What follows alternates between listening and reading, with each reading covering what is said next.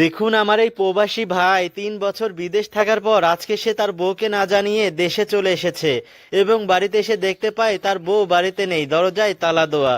তখন দেখুন এই ভাইটি তার বউকে খুঁজতে বাহিরে চলে যাচ্ছে।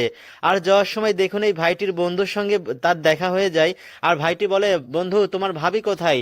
তখন দেখুন ভাইয়ের বন্ধু বলে যে ভাবি তো জমিতে কাজ করছে।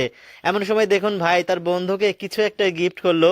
আর এই ভাইটি দেখুন কি পরিমাণে খুশি, কারণ অনেক বছর পরে আজকে সে বাড়িতে এসেছে। আর এদিকে দেখুন ভাইয়ের বউ তাদের জমিতে চাষাবাদ করছে। একটিবার ভেবে দেখুন এই মেয়েটা কতটা বুদ্ধিমতী।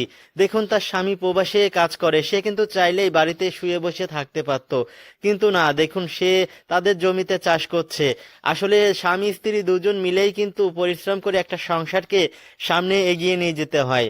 তারপর দেখুন ধানগুলা যখন বস্তা করা হয়ে গেছে, তো ভাইয়ের বউ দেখুন এই ধানের বস্তাটা এখন দেখুন সে তার ঝুড়ির মধ্যে উঠিয়ে নিচ্ছে। আর এই ঝুড়ির মধ্যে উঠানোর পরে দেখুন এই ধানের বস্তাটা কিন্তু সে তার কাঁধে তুলে নিল। আসলে এই ধানের বস্তাটা যখন সে তার কাঁধে তুলে নিচ্ছে, দেখুন তার কতটা কষ্ট হচ্ছে, কতটা পরিশ্রমের কাজ।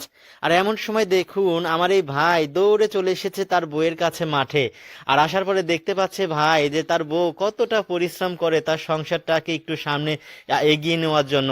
তো ভাইটি দেখুন তার বউকে যখন হাত ধরে বসালো, আর ভাইয়ের বউ বলছে তুমি আমাকে না জানিয়ে চলে এসেছো। দেখুন ভাইয়ের বউ কি পরিমাণ খুশি, এবং ভাইও কিন্তু অনেক খুশি। আর ভাই যখন দেখতে পেল যে তার বউ কাজ করতে করতে ঘেমে গেছে, তখন দেখুন তার শার্ট দিয়ে তার বউয়ের মুখের ঘামটা মুছে দিল। আর এরপরে দেখুন ভাই তার কাঁধে এই ধানের বোঝাটা উঠিয়ে নিল। আর তারপরে দেখুন তারা স্বামী স্ত্রী দুজন গল্প করতে করতে বাড়ির উদ্দেশ্যে রওনা দিল। আপনাদের কাছে যদি ভিডিওটি ভালো লাগে ভাই অবশ্যই কিন্তু শেয়ার করে দেবেন।